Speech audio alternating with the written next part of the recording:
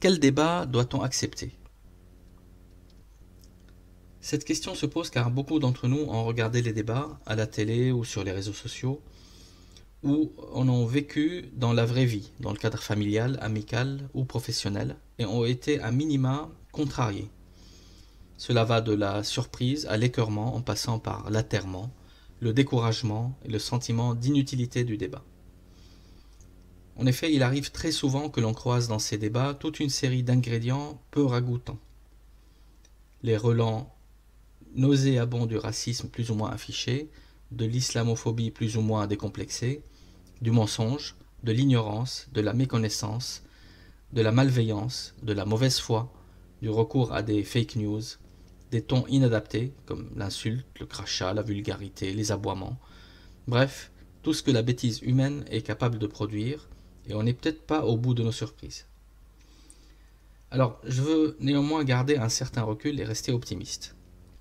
Dans l'idéal, tous les gens honnêtes intellectuellement, quelles que soient leurs convictions religieuses ou politiques, aimeraient avoir des débats constructifs avec des questions de fond posées de manière respectueuse, sans a priori et sans biais, dans le but de partager, d'apprendre et d'entendre la différence, pour essayer de comprendre l'autre et argumenter avec ses propres idées pour lutter contre la méconnaissance et l'ignorance. Il est vrai que la réalité des débats aujourd'hui est souvent très éloignée de cet idéal, mais je suis convaincu qu'il y aura toujours des gens honnêtes et sincères dans leur volonté d'apprendre la vérité sur l'islam, qui peuvent lire ou regarder les débats en question. C'est aussi et surtout à eux qu'il faut s'adresser quand on participe à un débat. Le débat qu'il nous faut accepter est celui pour lequel nous avons réfléchi à ces trois questions. D'abord, le bon moment. Le bon moment pour celui qui ou celle qui souhaite participer au débat, avoir les informations, être calme, avoir la bonne intention, avoir envie, être en forme. Le bon moment pour le public, un public demandeur, disponible, à l'écoute. Le bon moment pour communiquer est aussi celui où la connexion avec le public est établie, positive et solide. Il faut donc d'abord bâtir ce lien de confiance, à minima ce lien de respect avec le public ou l'interlocuteur. Ensuite, le bon sujet. Est-ce un sujet important par rapport aux valeurs de celui ou celle qui veut participer au débat?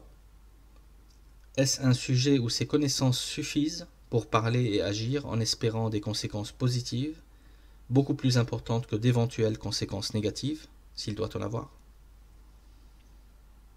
Ensuite, le bon public.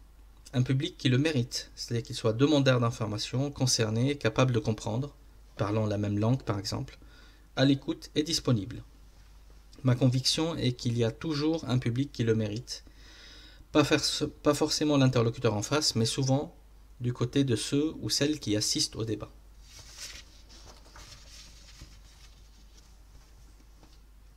Alors, un public pour lequel celui ou celle qui veut débattre s'est préparé psychologiquement pour ne pas se laisser entraîner vers le bas.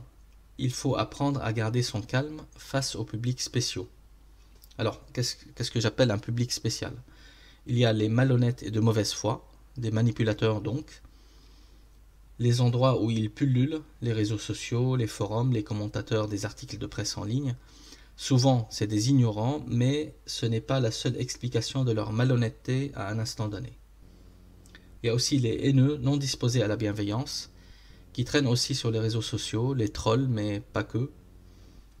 Les querelleurs, avec la querelle pour seule finalité. Bon, ils ont certainement des problèmes psychologiques à résoudre, et ce n'est pas notre boulot. Ceux qui ont décidé définitivement et par avance qu'ils ne seront pas convaincus, souvent les débatteurs de tous bords sur nos chaînes d'information continue, sur les réseaux sociaux, ou alors ceux qui posent une pseudo-question et qui n'ont aucune intention d'écouter la réponse. Le plus souvent, ils y répondent eux-mêmes avec des « je sais très bien ce que vous allez répondre ».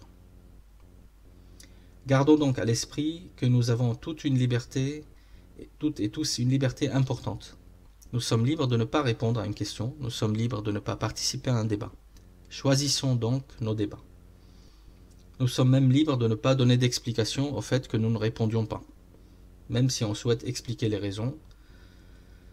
Dans ce cas-là, le faire en valorisant la question de fond et le sujet de fond, et en expliquant qu'un sujet d'importance exige un cadre d'échange d'un certain niveau. Le cadre idéal, on peut l'espérer, l'attendre. Ou mieux, on peut être proactif en l'affichant et en disant que l'on ne souhaite pas intervenir en dehors de ce cadre. Au besoin, parce qu'il le faut parfois, on pourrait essayer d'aider un interlocuteur à adopter la bonne posture, à identifier avec lui ses angoisses et sa question réelle, s'il y en a une. Dites-vous que le monde est vaste, les lieux égaux de la communication sont très valorisés de nos jours, mais les opportunités d'échange constructif et de transmission des savoirs entre gens sains et honnêtes sont très très nombreux.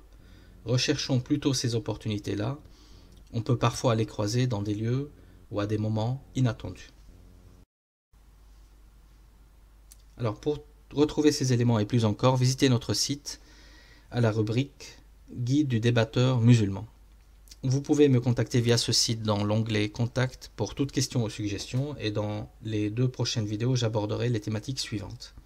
Comment répondre lors d'un débat et les arguments généraux lors d'un débat.